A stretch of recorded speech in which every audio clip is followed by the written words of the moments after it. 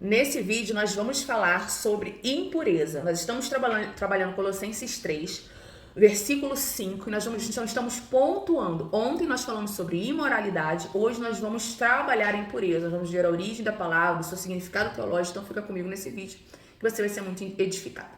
Então, impureza. Qual é a origem da palavra? O termo impureza, ele deriva do grego akatarsia, que etimologicamente significa sujeira, imundície ou poluição.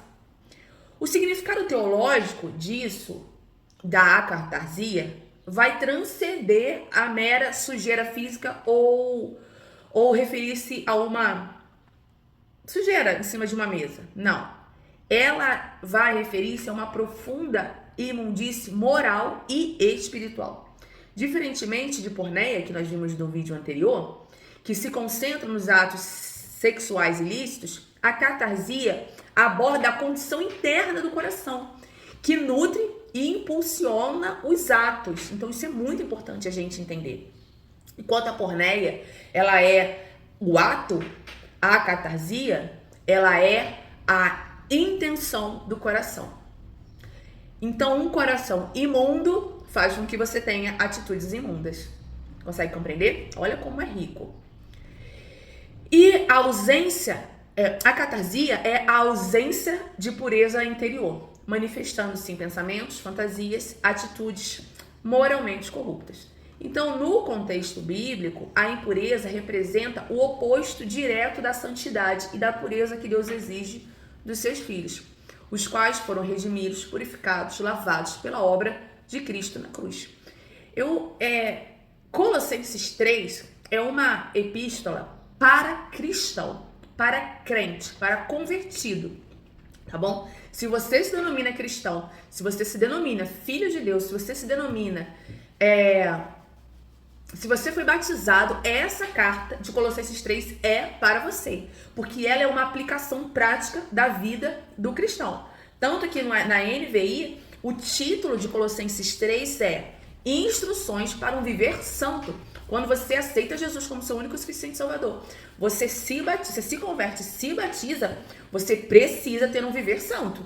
Nós nos despimos, deixamos o velho homem lá e nasce um novo homem que precisa aprender a cultura do reino, precisa aprender a pensar as coisas do reino e limpar o seu coração da impureza do mundo, trazendo o seu coração para a pureza do reino de Deus, que é uma luta diária, é uma guerra entre a alma e o espírito.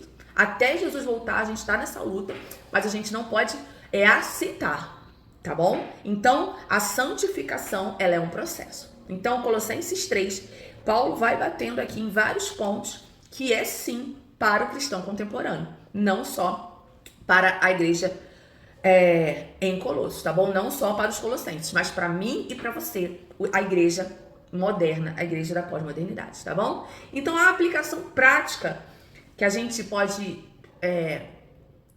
aplicar é a compreensão da impureza nos convoca a uma busca incessante pela pureza.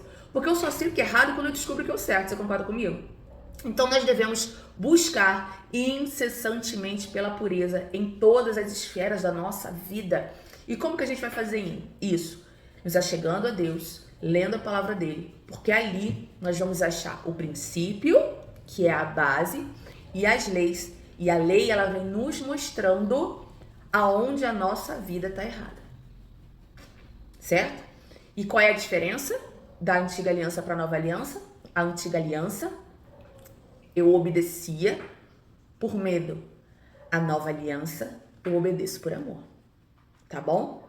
Mas a lei, o princípio, o mandamento, nós precisamos viver isso, tá? Mas você precisa ter calma, porque é um processo. Então, continue buscando, continue lendo a palavra de Deus, continue estudando a palavra de Deus, e a sua mente, o seu coração será purificado, e assim as suas atitudes também vão mudando com o tempo, tá bom? Então, buscar essa pureza vai abranger o quê? Escolhas conscientes em relação ao entretenimento, por exemplo, consumido, aquilo que a gente consome.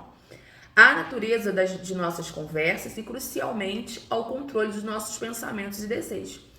Trata-se de uma batalha espiritual contínua, que visa o quê? A transformação de um coração puro e agradável a Deus, em reconhecimento à purificação já operada por Cristo e a santificação progressiva pelo Espírito Santo, porque é Ele que nos convence de todo erro, pecado e juízo, tá bom? Então, na palavra de Deus, existem muitas bases bíblicas que fundamentam essa santificação do coração. Eu vou trazer 3 para vocês. Então, a primeira a gente vai achar lá em Marcos 7, 21. O que a gente lê? Porque de dentro do coração dos homens é que saem os maus pensamentos, as imoralidades, os furtos, os homicídios, os adultérios, as cobiças, as maldades, o engano, a devassidão, a inveja, a calúnia, a arrogância e a insensatez. Todos esses males vêm de dentro e tornam o homem impuro. Então, esse versículo aqui vai enfatizar o quê? Que a impureza não é apenas uma ação externa, mas ela é uma condição do coração. Ok?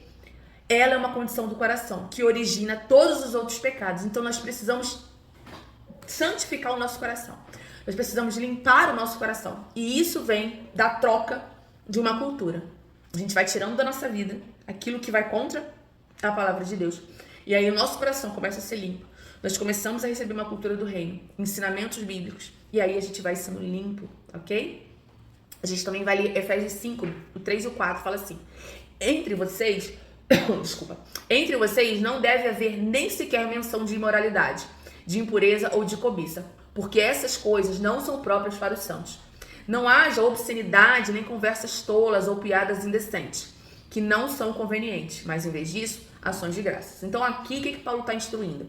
Ele está instruindo a evitar até mesmo a menção de impureza, mostrando que essa batalha, que a batalha entre ela começa na mente, na boca, antes de se manifestar em atos. Então você precisa entender que os seus atos, eles são dirigidos pelos seus pensamentos, por aquilo que entra pelos seus olhos, pelos seus ouvidos, ok? E vai construir um pensamento que vai finalizar em um ato. Então você não tem que ficar com conversas indecentes, você não tem que ficar seguindo ou vendo coisas, né, obscenas, enfim. Mas você tem que começar a trocar, tá bom? Também a gente vai ler 1 João 3,3, que fala assim: e todo aquele que tem essa esperança nele, purifica-se a si mesmo, assim como ele é puro. Nós precisamos nos tornar puros. Por quê? Porque ele é puro. Esse versículo, ele conecta a esperança em Cristo com a responsabilidade pessoal de buscar a pureza, ok? A purificação não é apenas, meus amores, um ato de Deus, mas ela é um processo no qual o crente, eu e você, participamos ativamente, buscando a santidade que reflete a pureza de Cristo. Não tem jeito, nós precisamos buscar, tá bom? Nós precisamos buscar, é uma ação. Então aqui você vai tomando consciência, você vai conhecendo a palavra e você vai entendendo que você precisa buscar. E aí, com a ajuda do Espírito Santo, que é aquele que convence de todo erro, pecado e juízo, nós vamos vencendo cada etapa da nossa vida e nos santificando. Estamos em processo de santificação, tá bom? Então, continue, não desanime, continue o seu processo, continue avançando em conhecimento de Deus e pedindo que o Espírito Santo venha te santificar. Apresente as veredas do seu coração todos os dias ao Senhor. Fala: Senhor, me mostra os caminhos maus que eu tenho andado. E assim você vai completar a sua carreira nessa terra. Assim você vai sendo transformado de glória em glória. Assim, a obra que o Senhor começou na sua vida, Ele vai terminar. Em nome de Jesus. Amém? Até o próximo vídeo dessa playlist sobre Colossenses 3. E nós vamos falar sobre paixão. Nós vamos buscar a etimologia da palavra, a aplicação prática, o significado teológico. Fica comigo nesse estudo. Deus abençoe.